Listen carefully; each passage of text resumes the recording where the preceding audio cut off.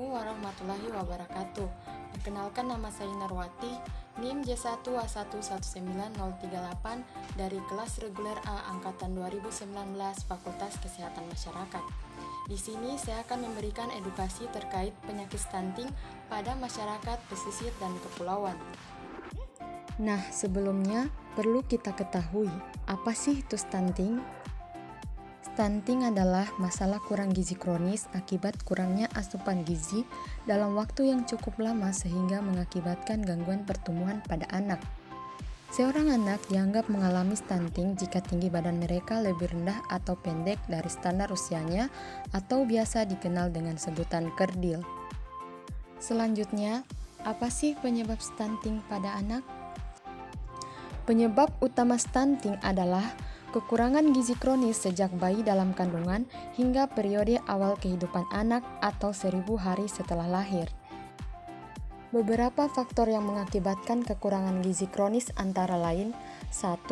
Faktor gizi buruk yang dialami ibu hamil dan anak balita. 2.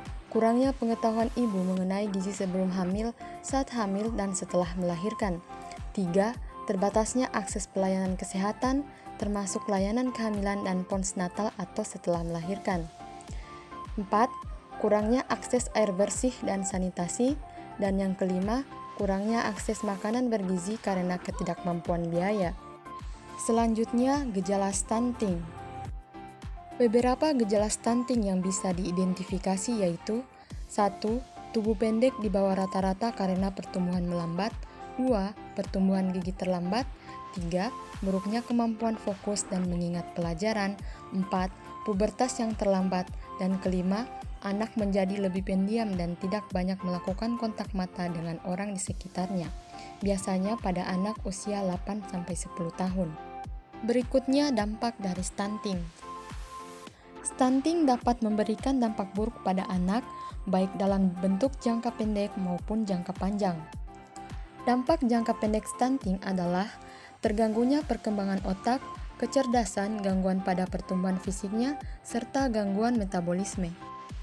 Sedangkan dampak jangka panjang stunting yang tidak segera ditangani adalah penurunan kemampuan kognitif otak, kekebalan tubuh melemah sehingga mudah sakit, dan memiliki resiko tinggi terkena penyakit metabolik seperti kegemukan, penyakit jantung, dan penyakit pembuluh darah. Selanjutnya, bagaimana sih cara mendeteksi stunting pada anak? Stunting dapat dideteksi melalui pusat pelayanan kesehatan, seperti puskesmas atau rumah sakit, dengan menggunakan pengukuran standar baku WHO MGRS atau Multicenter Growth Reference Study. Selanjutnya, cara mencegah stunting pada anak. Stunting pada anak dapat dicegah melalui beberapa cara penting seperti: 1. Pola makan. Istilah isi piringku dengan gizi seimbang perlu diperkenalkan dan dibiasakan dalam kehidupan sehari-hari. Dalam satu porsi makan, setengah piring diisi oleh sayur dan buah, sementara setengahnya lagi diisi dengan sumber protein, nabati atau hewani, dengan porsi yang lebih banyak dibandingkan karbohidrat. Yang kedua, pola asuh. Stunting juga dipengaruhi oleh aspek perilaku, terutama pada pola asuh yang kurang baik dalam memberi makan bayi dan balita. Untuk mencegah stunting, pola asuh yang baik dapat diterapkan mulai dari edukasi tentang kesehatan reproduksi dan gizi bagi remaja, hingga para calon ibu untuk memahami pentingnya memenuhi kebutuhan gizi saat hamil. Dan yang ketiga, sanitasi dan akses air bersih. Rendahnya akses terhadap pelayanan kesehatan, akses sanitasi, dan air bersih memiliki peran dalam pembentukan stunting. Selain itu, kebiasaan cuci tangan dengan sabun dan air mengalir perlu diterapkan untuk menjaga tubuh dari berbagai faktor penyebab stunting.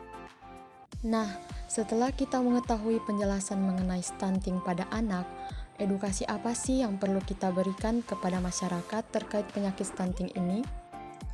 Edukasi dan promosi kesehatan pada anak dengan stunting meliputi edukasi nutrisi atau gizi untuk anak dan seluruh keluarga, dan perilaku hidup bersih dan sehat yang harus dijalankan oleh keluarga dan seluruh anggota masyarakat agar tercipta lingkungan yang sehat untuk tempat tinggal anak. Edukasi yang bisa diberikan yaitu 1. Edukasi pada pasien. Edukasi pada orang tua pasien meliputi perbaikan nutrisi, pemantauan pertumbuhan rutin tiap bulan, dan pemantauan perkembangan secara rutin paling tidak setiap 3 bulan sekali. Edukasi orang tua untuk menerapkan perilaku hidup bersih dan sehat di rumah untuk seluruh anggota keluarga.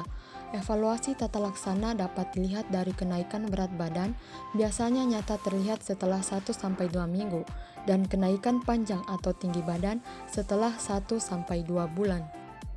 Kedua, dengan upaya pencegahan dan pengendalian penyakit.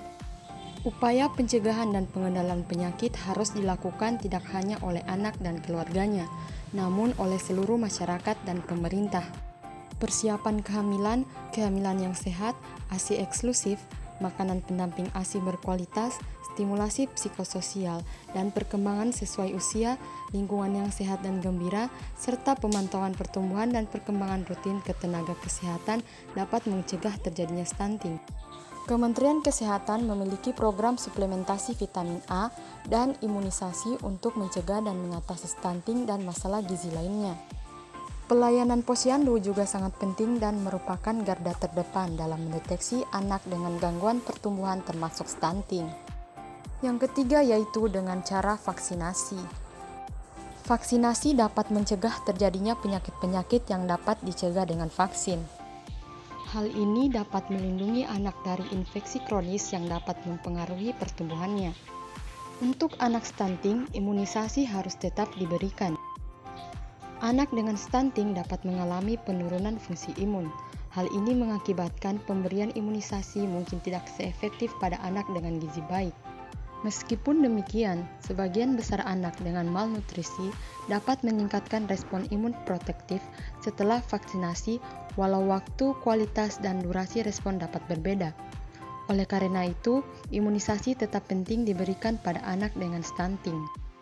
Baiklah, itulah penjelasan dari saya mengenai penyakit stunting dan edukasi yang dapat diberikan kepada masyarakat pesisir dan kepulauan. Semoga bermanfaat bagi teman-teman semua. Sekian dan terima kasih. Wassalamualaikum warahmatullahi wabarakatuh.